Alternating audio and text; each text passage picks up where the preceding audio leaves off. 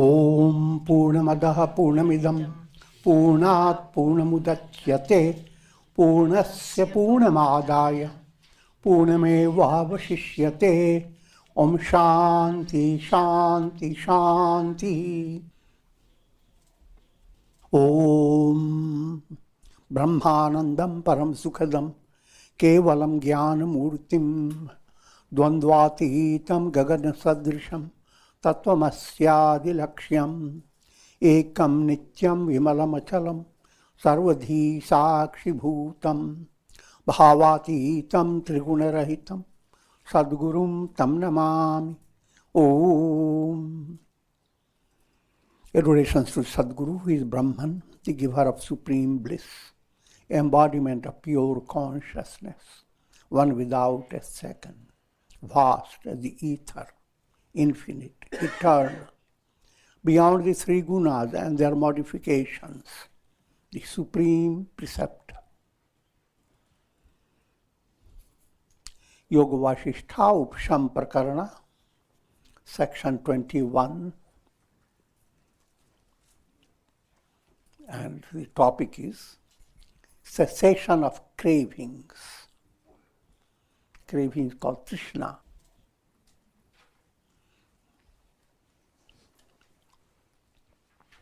Trishna is allegorically like thirst. And the more you drink salty water, the thirst increases more and more. There are two types of illusions behind your thirst. You can go after Mrigatrishna, mirage, with all the garage of your wealth and strength. Mirage destroys everything.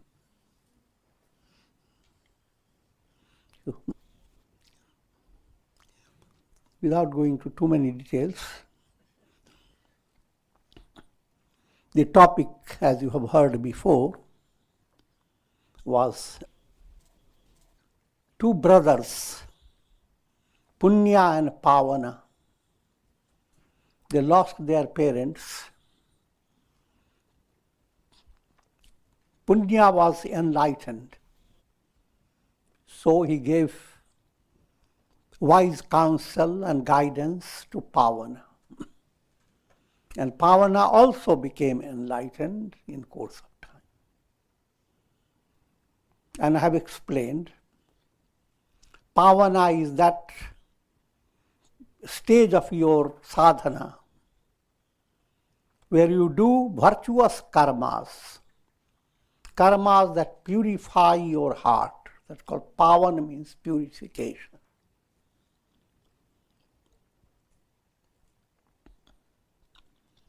But as impurities become purified,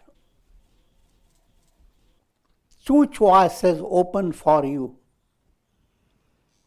to have a prosperous life in this world of time and space, or attain liberation. The first one is called Preya, things that are very pleasant to the masses. Shreya, that's what's the ultimate goal of life, to attain God realization. Both will become possible if you are doing good karmas, karmas that go on purifying.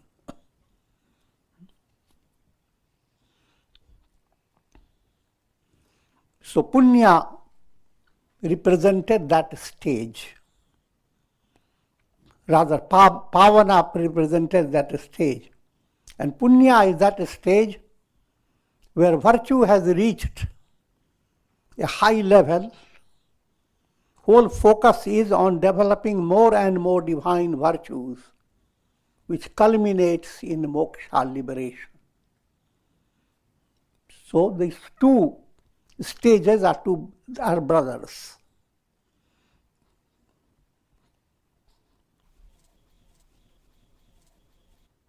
To give a very crude illustration, if you are cleaning up your house, first stage, remove all the crude dirt. Second stage, start opening up windows, bring sunshine.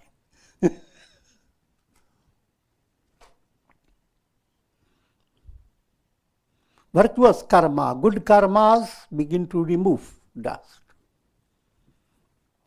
But still windows have not opened.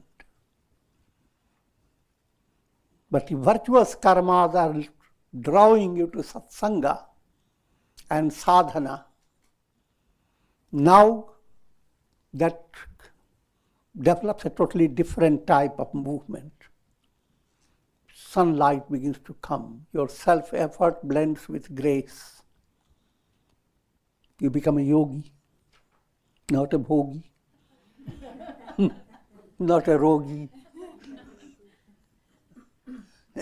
You don't do sadhana, you are a rogi. Rogi means English is not English, rogue term. Very similar.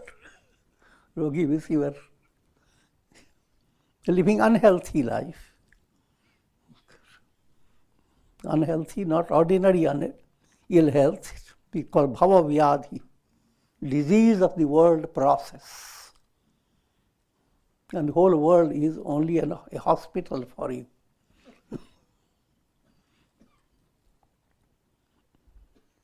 By good karmas, you have prosperity and you begin to enjoy bhoga, pleasure.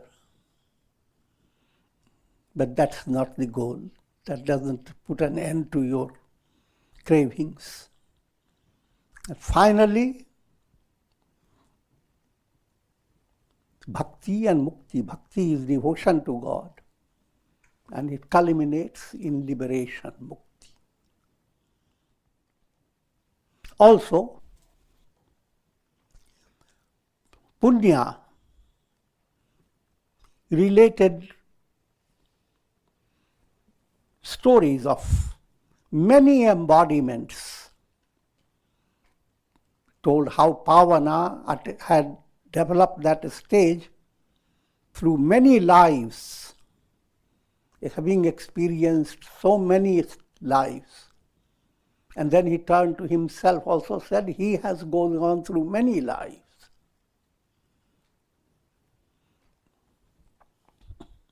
And just to give you an idea, when Buddha started teaching, he presented the same view, that he attained Buddhahood as a result of many lives of spiritual enrichment, Jataka tales.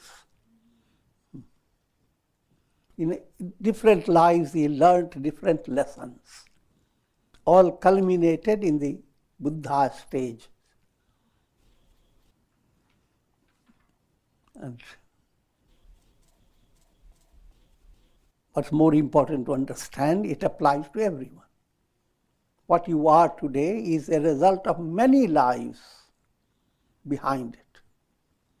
But any good quality and good aspiration has developed, you have not earned it in this life. You have gained it through many lives.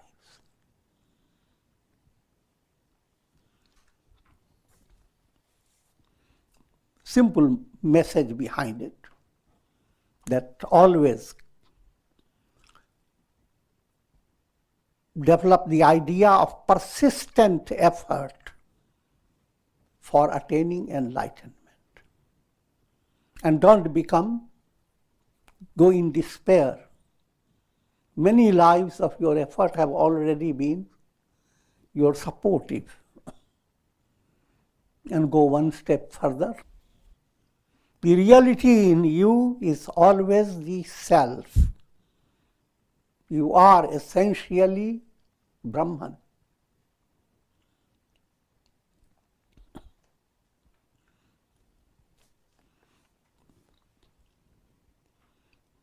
Every individual, giving very crude illustration, every soul is like a sun in jars of water.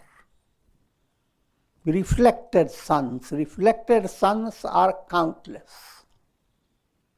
But the reality behind every reflected sun is the same sun.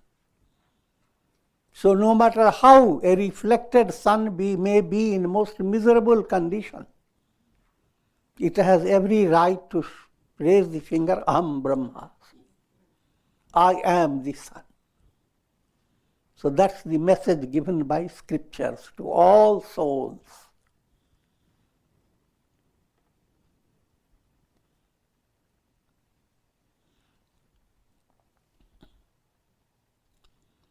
Sri Vasishtha continued, O Rama, when Pavana listened to the teachings of Punya, he became free from grief.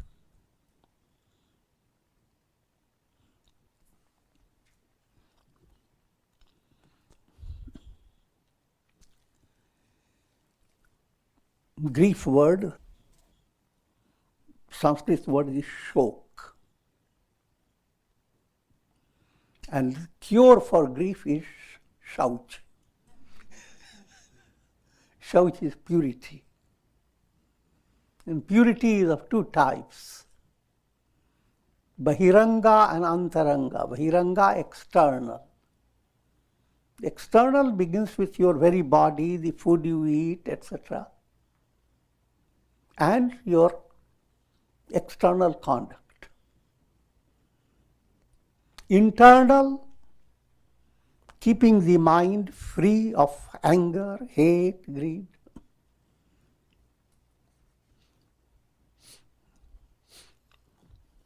Interesting episode with Kabira. Once some great scholars were coming to Kabira to have a big discussion about his belief. Kabira wanted to avoid it. So what he did, he found a pig and tied it in front of his door.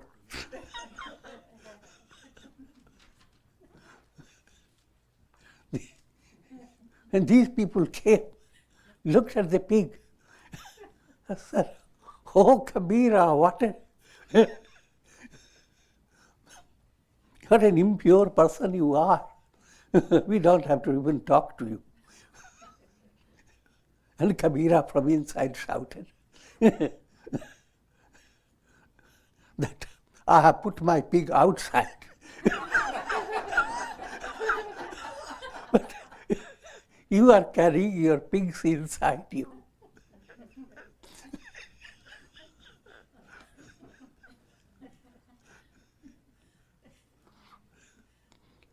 Try to figure out the moral behind it.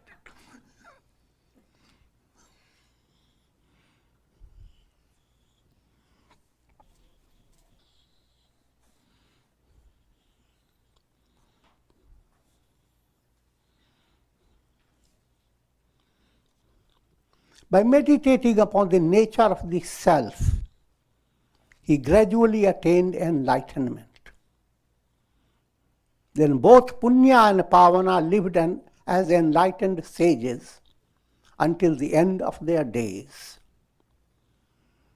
They were unaffected by pleasure and pain, gain and loss, and the varying conditions presented by their prarabdha karma. With the termination of their prarabdha, they became extinct in their physical bodies. That means they departed.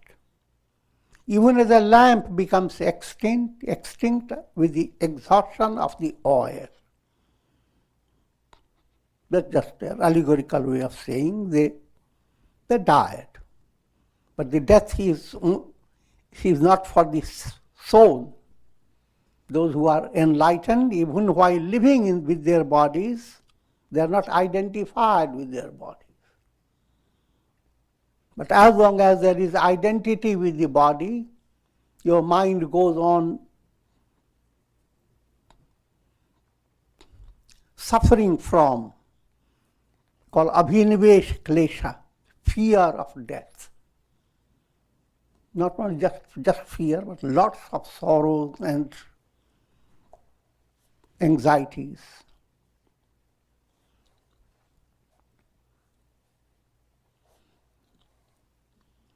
O Rama, since every soul has encountered numerous brothers, sisters, relatives, tell me, why should anybody grieve for any particular relationship?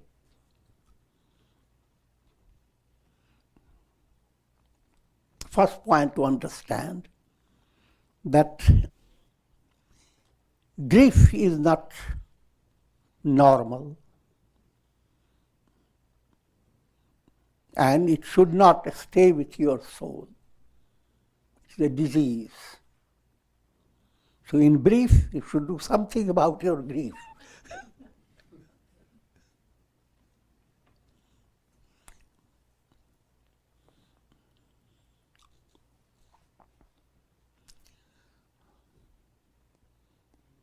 And moha. Moha is deluded love and attachment. That supports existence of grief.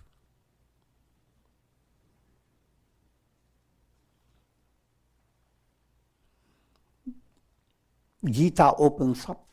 Krishna begins his teachings by statement, Ashotya nanu ashochastvam. O Arjuna, you are grieving over that which is not worth grieving for.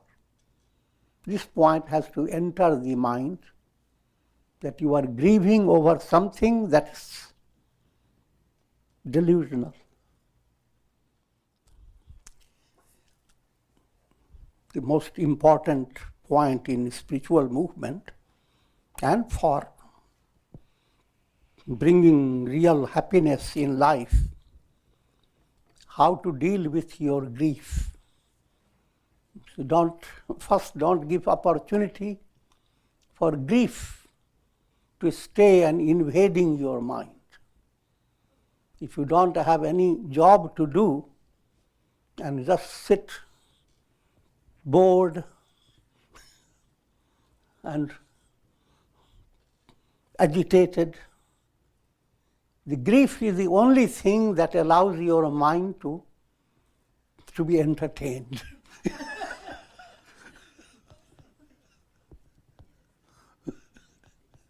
So, try to understand, unwittingly, human mind likes to be holding on to things that are negative. Even when you watch the news, what attracts you? Something negative is happening. Now you sit back, see where all this is leading to. And not only sit back, you chit-chat with people. Give your opinion.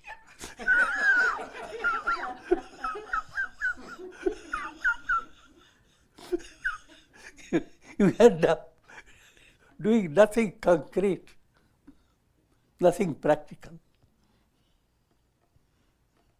And the mind that becomes addicted to that type of entertainment, negative entertainment, enjoys having grief.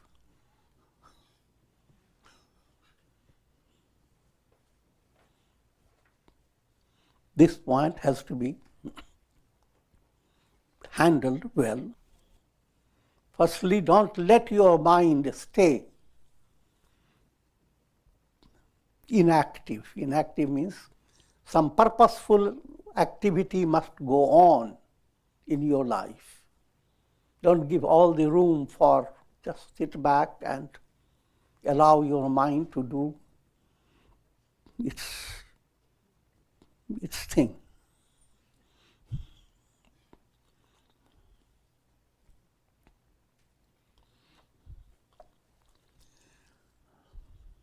Now then, as mind gains this inner strength. Then we begin to understand that what seemed like grief as something very negative, as sharp thorns, they were not real. Ashocyananu ashocastvam. Say, for example, if someone has departed, lots of grief goes on, and many grieve with the constantly thinking, where will the soul be?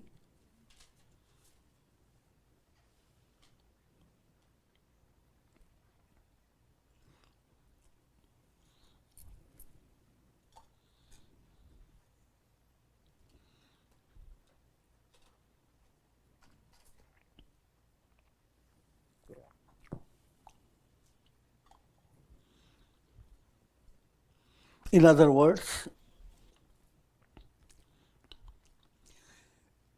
soul's movement and its progress is none of your business.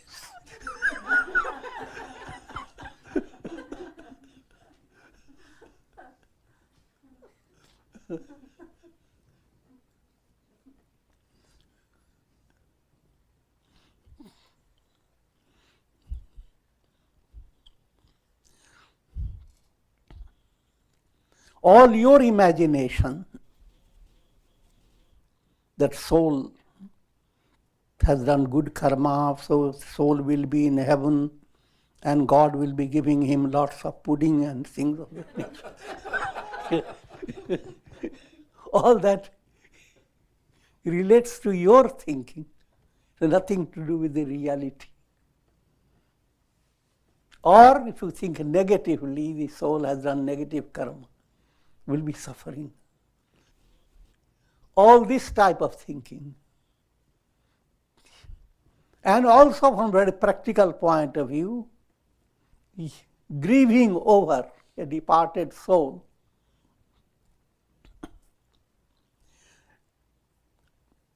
First point, normal period of grieving is perfectly normal. If you don't grieve at all, then you are stone-hearted. But if you simply go on grieving, then you are in another trouble.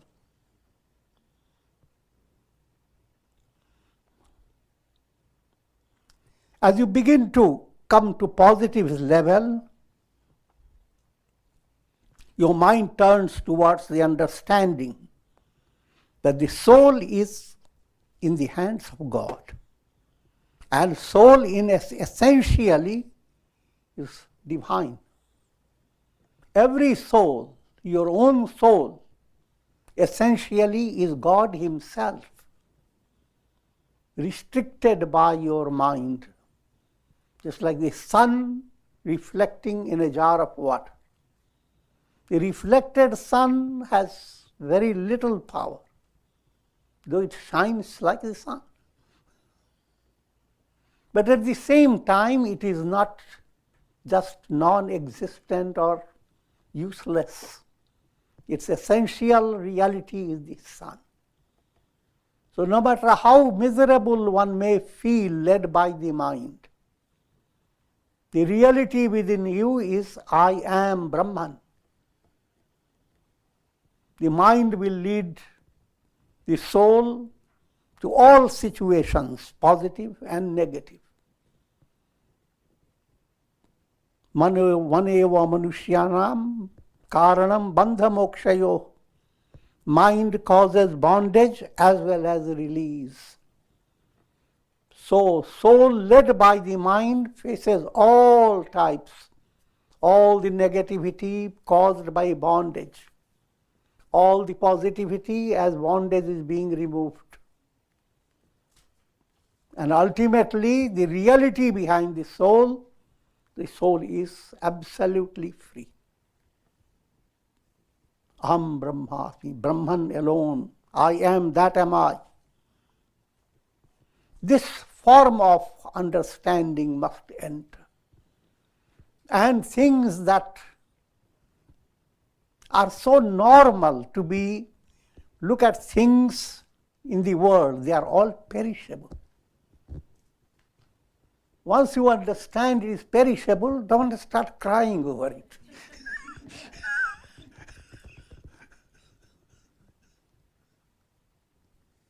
It's normal.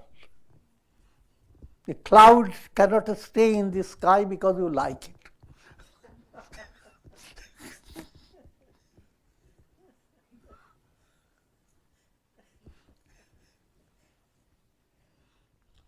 And more insight, all your near and dear ones, they are all souls led by karmas to come together in a certain relationship.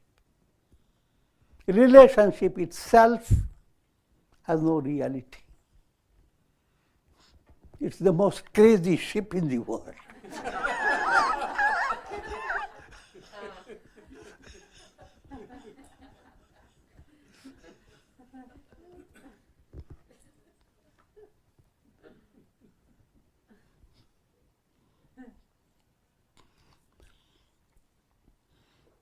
Now, don't misunderstand the message behind it. In all relationship, bring God. You are related to God. You serve people, love your family members, you are loving God. In two ways, allowing your heart to have love, and you are allowing that love to inspire others. So, as love begins to shine in your relationship, you are moving in Godward movement for yourself and for others. That's the purpose of relationship. Good relationship must lead you to God. Good loses one. Oh.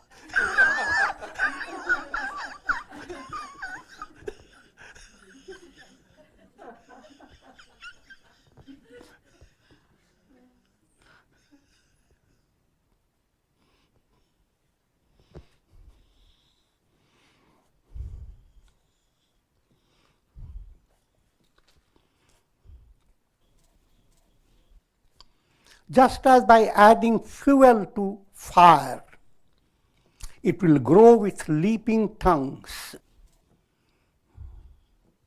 In the same way, by constantly thinking of objects, by entertaining desires for them, and by fondly coveting them, the fire of craving is led to a furious blaze.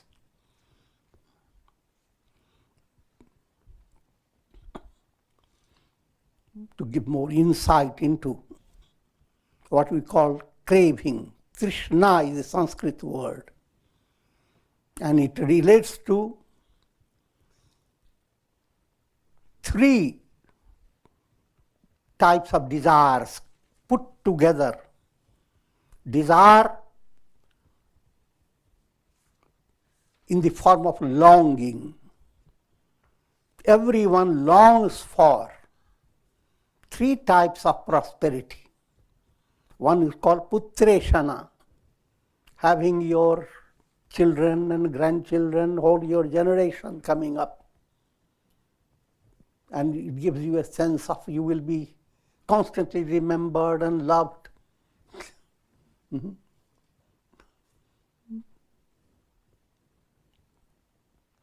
Next is vitteshana, to have a lot of money. Because for the masses, money can bring anything. It's just a joke. Money can't bring you. But the idea of money gives a tremendous joy to the masses.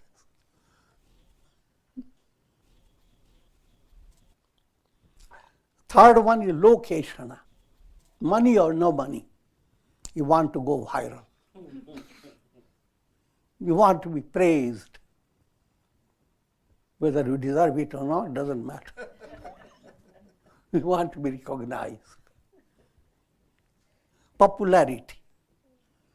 This threefold longing crushed together called Trishna. Three Eshanas.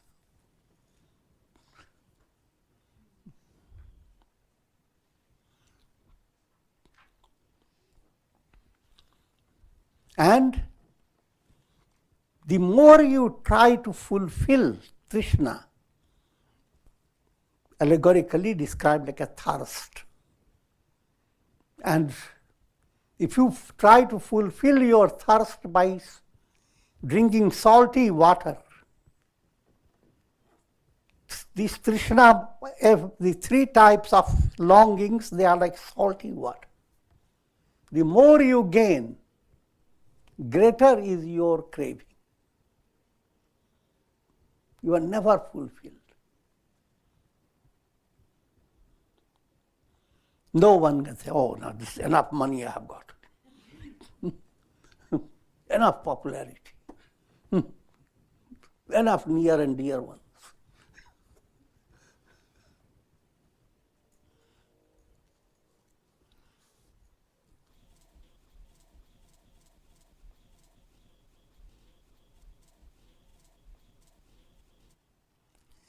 Now follow the psychology behind craving. Here this context it relates to statement made by Lord Krishna in the Gita. Dhyayato vishayan punsah sangasteshu pajayate.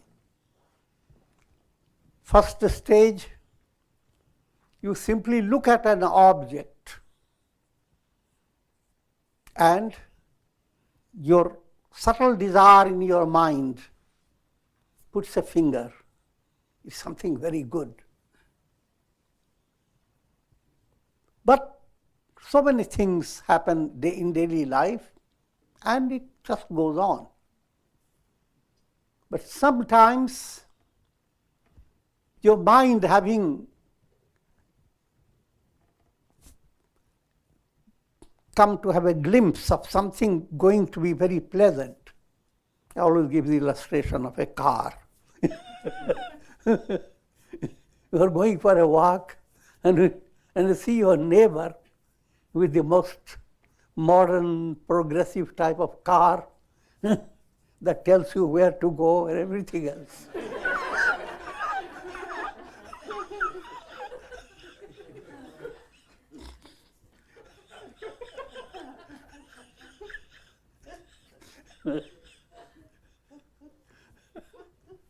And when you see this, now, first stage you just saw, it's good, went on. Next day, instead of having your freedom of walk, you walk to the same direction.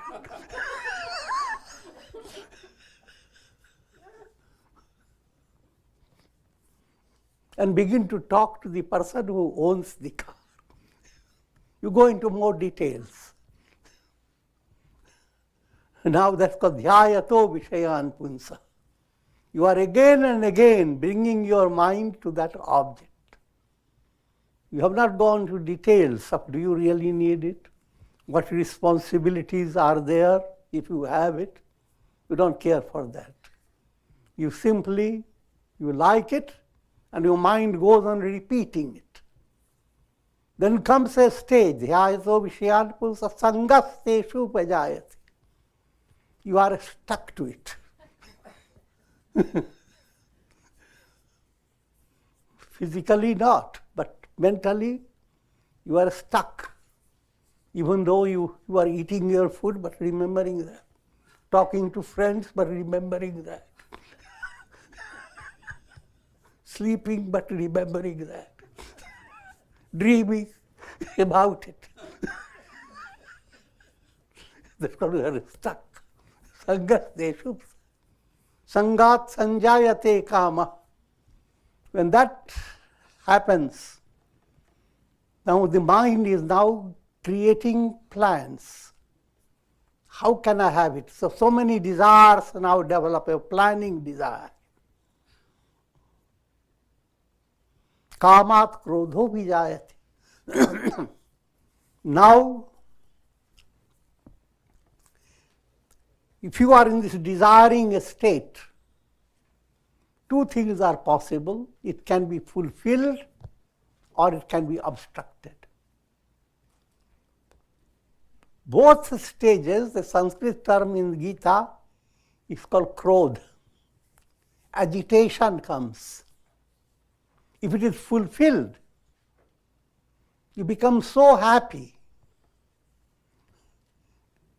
that to let your car just roll over. Think of a car coming down the slope.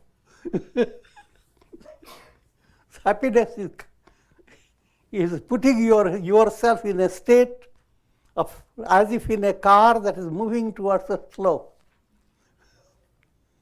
You don't realize what danger lies in that if you don't have a control over it.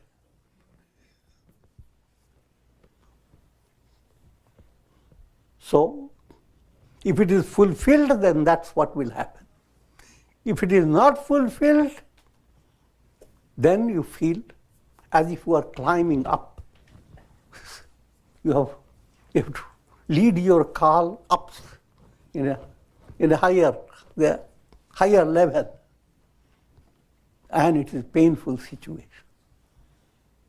Both ways, if fulfilled, you become agitated.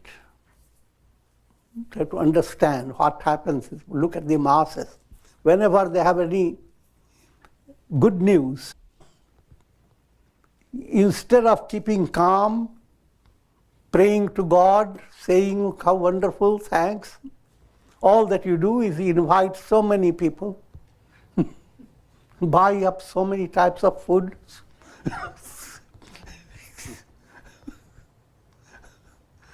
and create a lot of activity and end up being sick and miserable.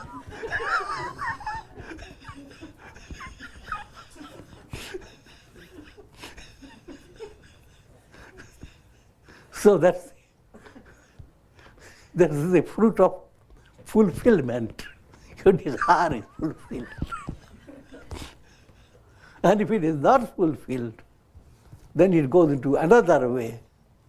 You are grieving and making everybody around you full of grief.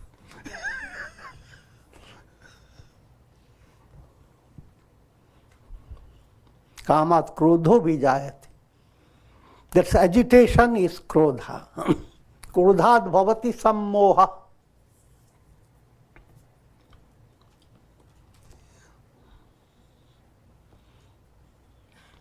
Sammoha means it spoils your rationality. Sammohat buddhi nasha. Your rationality, what is really good for you? Are you utilizing your time? Are you going after fulfilling the purpose? All that you don't have. Moha has taken over like a mist. So much so, smriti vransha. You don't have even the remembrance of what really makes you happy, joyous, healthy. Of course, spiritually speaking, what makes you really, if you are doing sadhana, inspired by satsanga, you are going after the purpose of life, attaining liberation. If that is there in your mind, then it's called your good memory. Your mental process is healthy.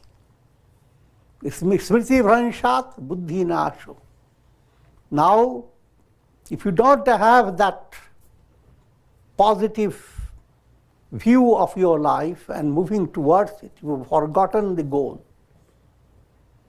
Buddhi nasha, your intellect is the most guiding factor in your personality. But what you have done to the intellect, put the intellect into an office and lock the door. You are not using your intellect. Vast majority of people don't use their intellect. Collecting intellectual data, that's not using the intellect. Theory is not enough. You can have tons of theory, but what? If you practice, that practice is most important. An ounce of practice is better than tons of theory.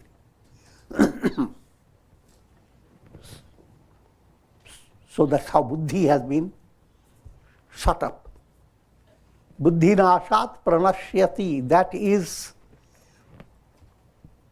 leading as if you are just going on and on towards being as if perishing. You go into a perishable level.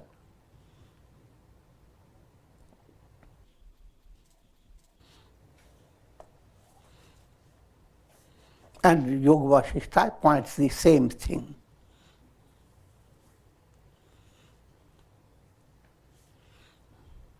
By constantly thinking of objects, by entertaining desires for them, and by fondly coveting them, the fire of craving is led to a furious blaze. Cravings for the objects of the world are the source of all sorrows and miseries. And only through their renunciation can one attain spiritual bliss. Therefore, the word nirvana is used. Nirvana term is used by masses for blowing out a flame. Your craving is like a flame, and a flame that goes into bigger dimension. And the soul, led by ignorance, continues to crave. In the state of liberation, that flame has been extinguished. So that's called, soul has attained nirvana. No more flame of craving.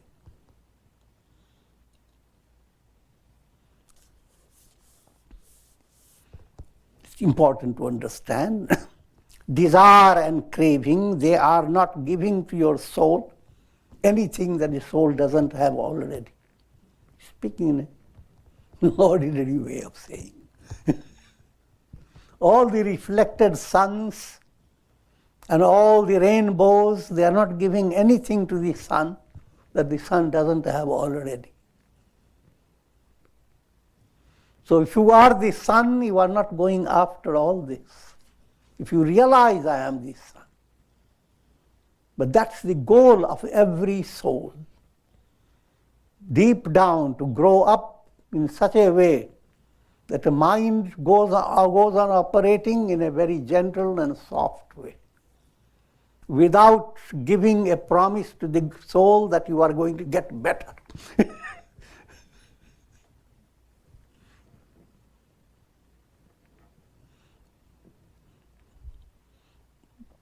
To the masses, a cloud is doing a great thing. It shuts up the sun. And if it pleases, it releases the sun. But that way of thinking is ignorance. The sun is ever the same. So your mind doesn't do anything to your essential nature. It has caused bondage, and it is through your mind you remove the disease of ignorance. You didn't create a new soul. Soul is just already there, revealed. So it's a realization. O Rama, be seated in a chariot of vasana tyag. Vasana, the subtle desires, backed up by ignorance.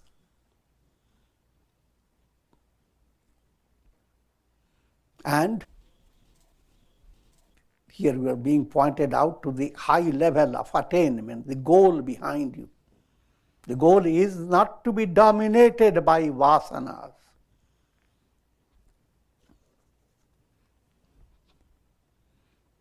If you go into study vasana, then you come into also understanding the vasana is of two types. Ashubha vasana, Shubha vasana. Vasanas, subtle desires that are supporting your egoism, your attachment, hatred, fear of death, and all complex impurities of the mind. The vasana that supports it is called Ashubha vasana, impure vasana. Pure vasana, when egoism begins to dissolve and good qualities begin to develop your heart, your mental, deep subconscious is enjoying honey hive.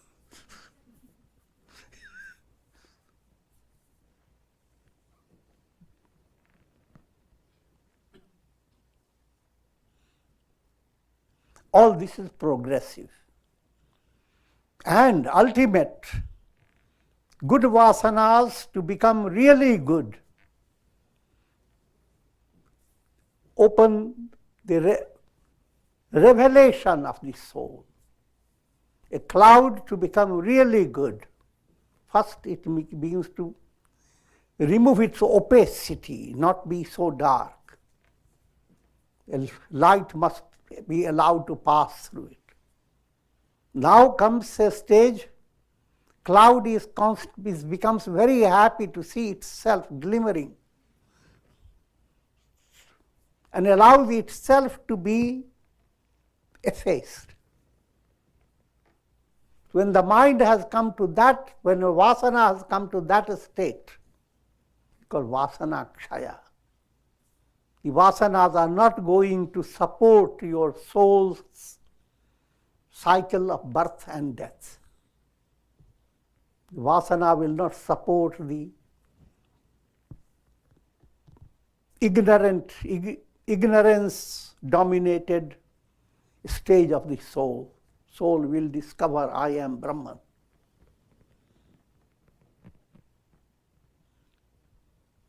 So, that's what Vasishtha says, O Rama, be seated in the chariot of Vasana Tyag.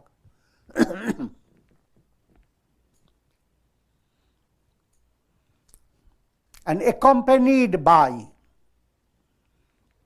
Vivek, Buddhi, it's allegorical, as if you are in a wonderful chariot. And who is driving the chariot? Pure intellect. Intellect that understands the difference between right and wrong, between real and unreal. And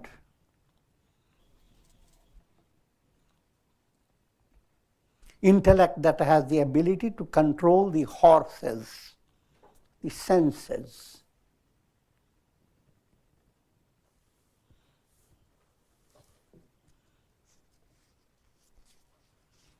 Once you are in that type of chariot, roam happily in this world. The whole world is Rama. Roam with Rama. So, whatever you do, roam, run, whichever way you live, you are constantly with God, or you are with that revelation, I am that.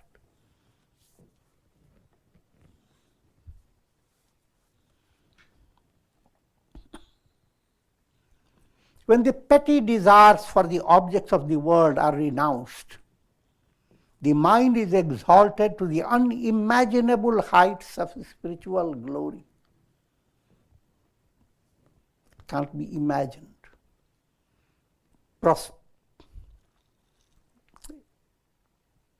joyous experience based on dispersal of desires.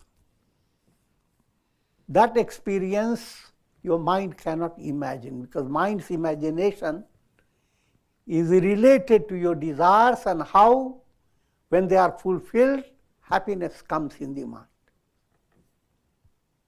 So this mind's mathematics at this stage is kindergarten mathematics. It has no idea. It's just like you are sitting in a house with paintings.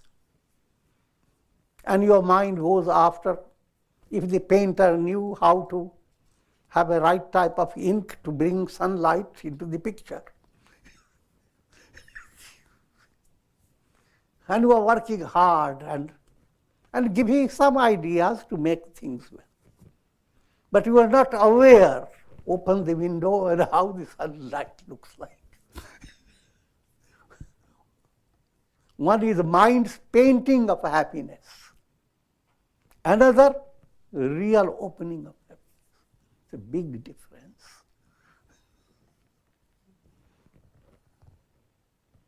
Figure that out. When the petty desires for the objects of the world are renounced, the mind is exalted to the unimaginable heights of spiritual glory. Even the joys of attaining the wealth of the three worlds, or of discovering a boundless treasure consisting of shining gems, are nothing compared to the bliss that unfolds in the heart of a person due to the cessation of cravings.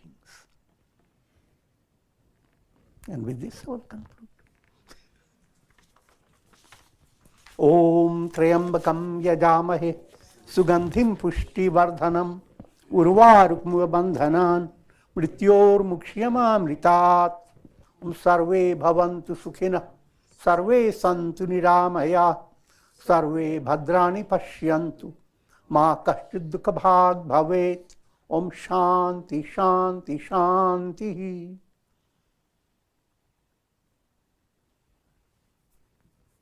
Om Hari Om.